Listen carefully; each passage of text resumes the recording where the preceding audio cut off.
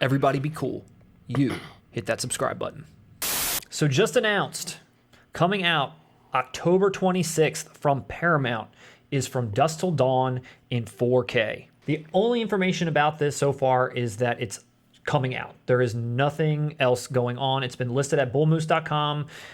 There's a listing there for a From Dusk Till Dawn 4K Steelbook coming from Paramount, being released on October the 26th.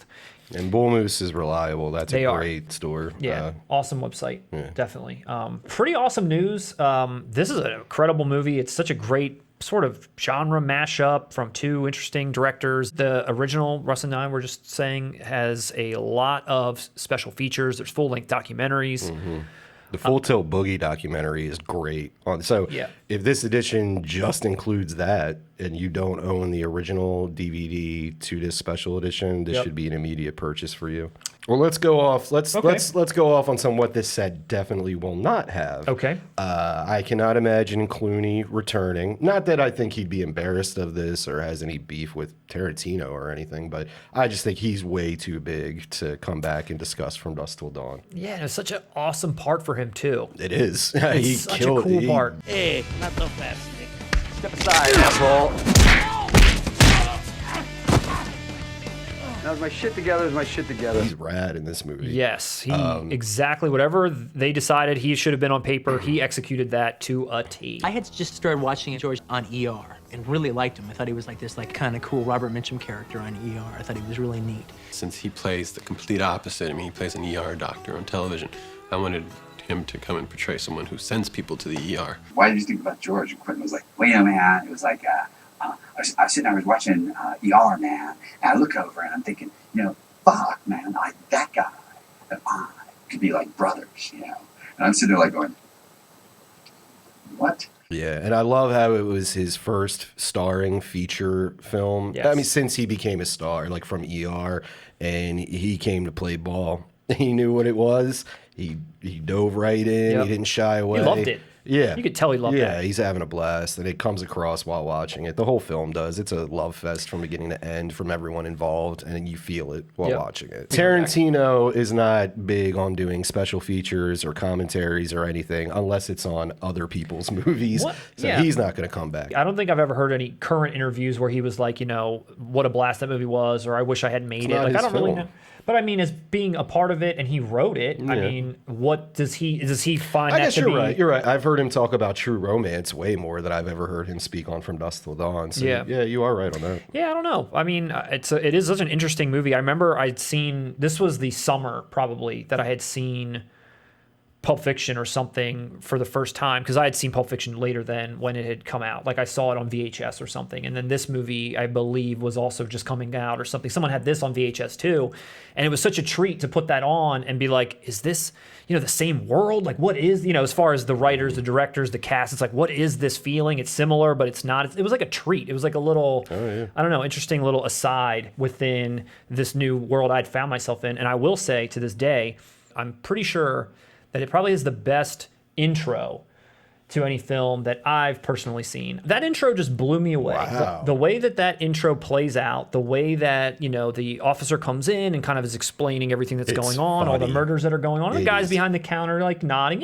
like whatever, how you doing? It's a casual conversation. There's people in the background talking, and all of a sudden he goes off to the bathroom and those people are robbing the place, and all of a sudden you realize what situation you're really in. And then there's like a shootout, there's a blood, like they set a toilet paper roll on fire and like the whole place explodes. It's like such an interesting opening to what you're about to see. Then they're walking to the car, exploding, as the gas station's awesome exploding, soundtrack, just having a conversation. It's got one of those cool Robert Rodriguez-esque soundtracks. I mean, it is his film for the most part, so it's got all these like choice cuts of songs that you'd never really heard of, but they sound familiar all at once. Yeah, Robert Rodriguez had that touch too, in a way, kind of different from Quentin Tarantino when it came to soundtracks, but definitely kind of got it. What should be more Southern flavor, or obviously Mexican, Texas type flavor in a lot of his soundtracks. It sounded like he picked the right songs. It's like these songs fit well for the vibe he was going for. I don't know. I mean, it's a pretty exciting announcement. I will definitely consider picking this up. I don't know that I even have this on Blu-ray. I believe I just have that collector's edition DVD. I hope that Paramount maybe does a little something with it. They're not throwing out the most bare bones stuff. I mean, this isn't going to be on their Paramount Presents line, probably. That would kind of be silly. That would be. But maybe you'll get a slipcase. Maybe we'll at least have some original art. and hopefully all those features that we talked about before. But I mean, if people haven't seen this movie, this is definitely a must watch. I mean, what an incredible shift from this kind of, gangster heist kind of a situation all the way into full tilt boogie, right into a vampire thriller. It's like pretty wild that was a transition, and it works. It freaking works, like you wouldn't expect that to work, but the way that they executed it, it works. I don't think it really hinges on if it works. It's just fun. It's very fun. It's very fun. I'll give you a fun fact about From Dusk Till Dawn. Do you know who he had in mind for the lead when he wrote it? John Travolta. Oh, well, excuse me, all the hell. John Travolta was like, I don't see myself as this, but I'm really feeling that Pulp Fiction thing they got there. I like that one. And he's, no, that's Michael Madsen, whatever. But we all know how that turned out. In my opinion, turned out for the better. Who knows what Travolta would have done in this? But as we said earlier in this clip, Clooney is in top form in this one. Clooney is mean in this. I can't see Travolta being mean. Let's just keep this friendly, okay, Pops? Let's not get too sensitive. I think around the same time, and I think Desperado, again, I watched Desperado even later than all these movies. I watched Desperado probably years later on USA. And then knowing these films so well, you can tell all the little things that Robert Rodriguez does, the actors that he uses, and I wasn't in that universe yet. Yeah, exactly. So I wasn't there yet, but seeing some of those things, like when they actually get into the titty twister and Tom Savini's got like the crotch gun. He has that same gun that he has in his guitar case, which is pretty cool. It also has a favorite thing of mine, which we have talked about before, where there's that scene where the characters are suiting up for like a final showdown, and they're like carving the crosses on the bullets, and they're filling up the water balloons with holy water, and they're getting all the things shaved down, and it's like ready for a confrontation. I love when movies do that shit. It's awesome. If there's one thing I have to say about From Dusk Till Dawn, was that holy water gun thing. The super soaker? I feel like that's been done. Was it done? Who did that before? Lost Boys did that, didn't it? They did. Okay, who cares? Very minor complaint. Very minor complaint. Okay, very minor complaint. But overall, just a fun movie, fun as hell. Can't wait to check this out. Hopefully it comes out with all the things that we're hoping for. But probably regardless, I will get this. Hopefully we get a commentary from the actor who portrayed the adopted son. You think it was funny?